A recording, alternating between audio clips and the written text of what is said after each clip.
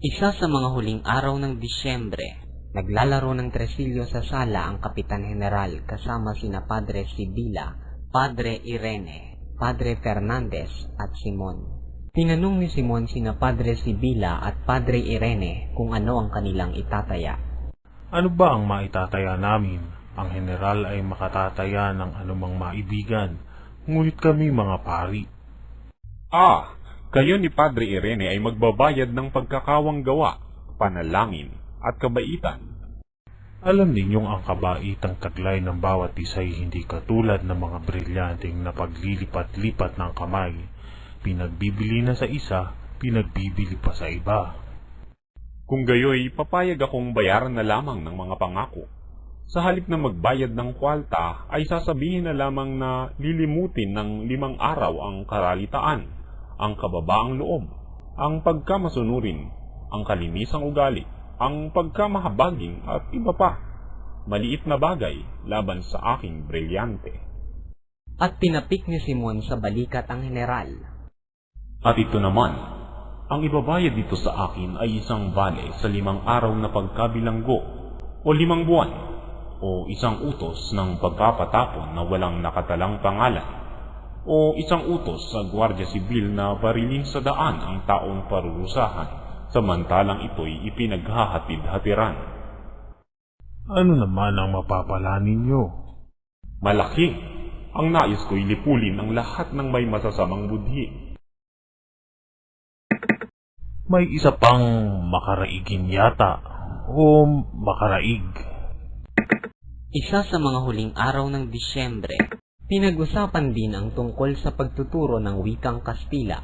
Mapangahas na hiling bukod sa paglaktaw sa ating kapangyarihan. Ang kahiling ay kahina-hinala. Isang anyo ng paghihimagsik, pag-aalsa.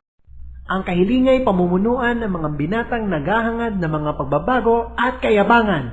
Ang isa sa kanila ay nagngangalang Isagani, pamangkin ng paring Indio, si Padre Florentino. Siya ang paborito kong mag-aaral. At paborito ninyo?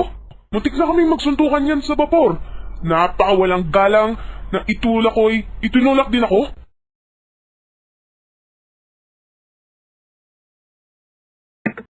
May isa pang makaraigin yata o makaraig. Makaraig, magalang at nakatutuwang binata. Siya ang nabanggit ko sa inyo na lubhang mayaman. Mahigpit na inihabilin sa akin iyan ng kondesa. Mayroon pang nagngangalang Basilio, estudyante sa medisina. Tungkol kay Basilio ay wala akong masasabi. Iyan para sa akin ay tubig na tulog. Hindi ko maunawaan ang iniisip at sinasabi. Sayang at wala si Padre Salvi upang magbalita sa atin ng tungkol sa pinagmulan. Tila narinig kong Batang Musmus pa iya'y nagkaroon na ng usapin laban sa mga Gwardiya Sibil. Ang kanyang amay napatay sa hindi ko matandaan kung anong gulo. Ganyan pala. Itala ninyo ang pangalang iyan. Ngunit General, ang kahilingan nila'y makatuwiran at wala tayong karapatang huwag dinggin dahil lamang sa mga sabi-sabi. Palagay ko'y dapat itong sang-ayunan ng pamahalaan upang ipamalas ang ating pagtitiwala sa kanila at bilang katibayan ng ating pagiging matatag. May kalayaang bawiing muli ang pahintulot at makikita kung nagmamalabis ang mga pinagbigyan, kaya atin silang babantayan.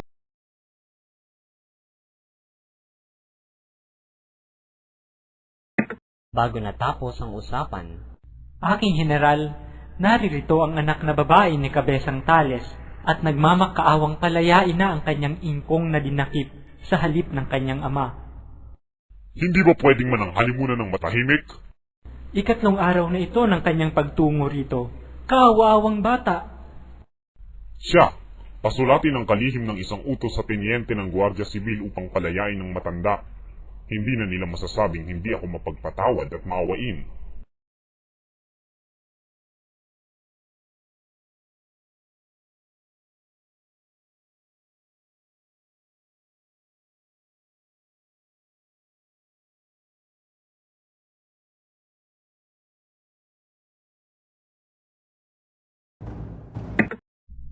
Masama ang loob ni Placido Penitente habang naglalakad sa eskolta patungong Universidad ng Santo Tomas. 2 beses na siyang sumulat sa kanyang ina upang huminto sa pag-aaral upang magtrabaho, ngunit hindi siya pinayagan. Ang paghahangad ni Placido na tumigil ng pag-aaral ay palaisipan sa kanyang mga kababayang taga-Tanawan. Siya ang pinakamatalino sa kilalang paaralan ni Padre Valerio Roon, kung kaya tinuturing siyang filibustero. Hindi naman siya sugarol, walang kasintahan. Pinawawalang halaga ang mga aral ng tandang Basyo Makunat at mayaman. Nakasabay ni Placido si Juanito Pelaez sa pagtawid sa tulay ng Espanya. Nagaliw ka bang mabuti, Penitente? Ganoon. Ikaw?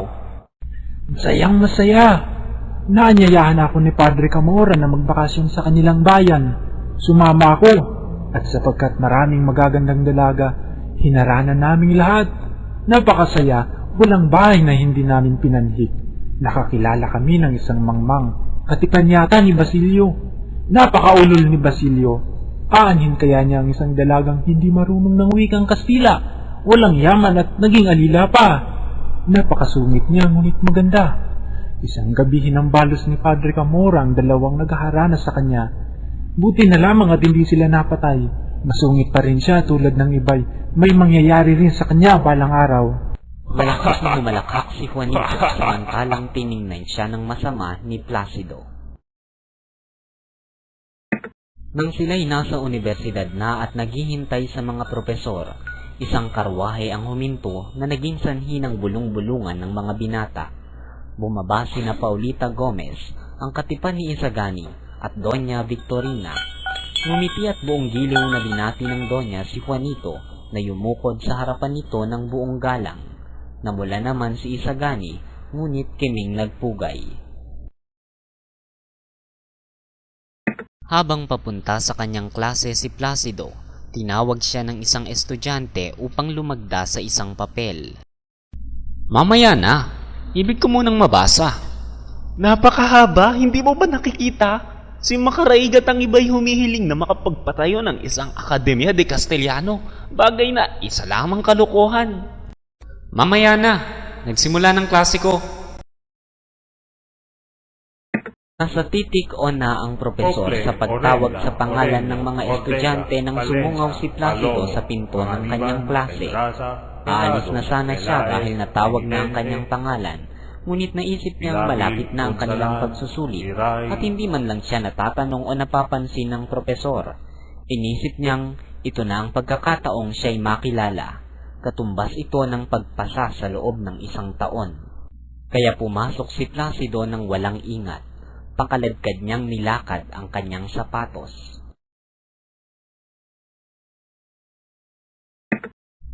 Napansin ito ng propesor at tiningnan si Placido na parang sinasabing, Walang galang, magbabayad ka rin sa akin.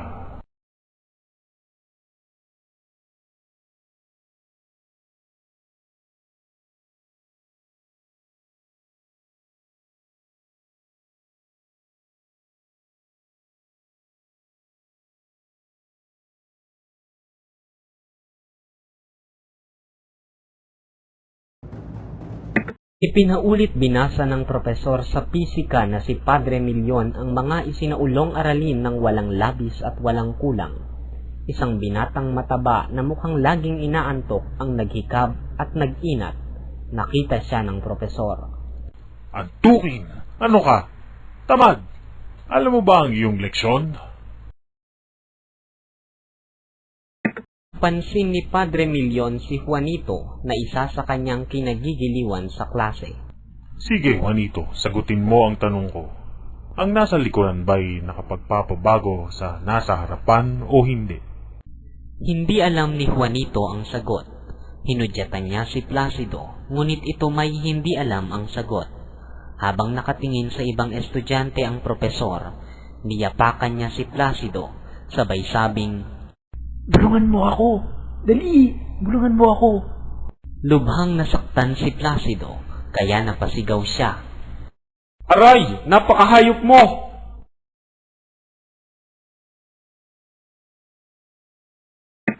Narinig ng praile ang sigaw.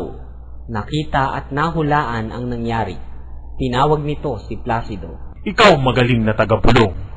Hindi kita tinatanong, ngunit ibig mong sagipin ang iba. Ngayon iligtas mo ang iyong sarili. Naupong masaya si Juanito at si Placido naman ang tinanong ni Padre Milion. Nang hindi siya makasagot, tinanong ng propesor ang kanyang pangalan. Placido po. Placido penitente. Lalong mabuting itawag sa iyo'y Placidong bulong. Ngunit kailangan bigyan kita ng parusa sa iyong pagdidikta o pagbubulong. Sinabi ni Padre Milion na 15 araw ang liban ni Placido. Ano pat kulang na lamang ng isa at mabubura ka na sa talaan? 15? Hindi po ako lumiban sa klase ng higit sa 4. Kung sakali 5 pa lamang ngayon. Dahil bihira akong basahin ang talaan, sa tuwing makahuhuli ako ng isa ay nilalagyan ko ng 5 guhit. Kung 5 nga ang iyong liban, ilan ang makalimang 5? 25. Tama, sa gayon nakalalamang ka pa ng 10, sapagkat makaitlo lamang kitang nahuli sa pagkukulang.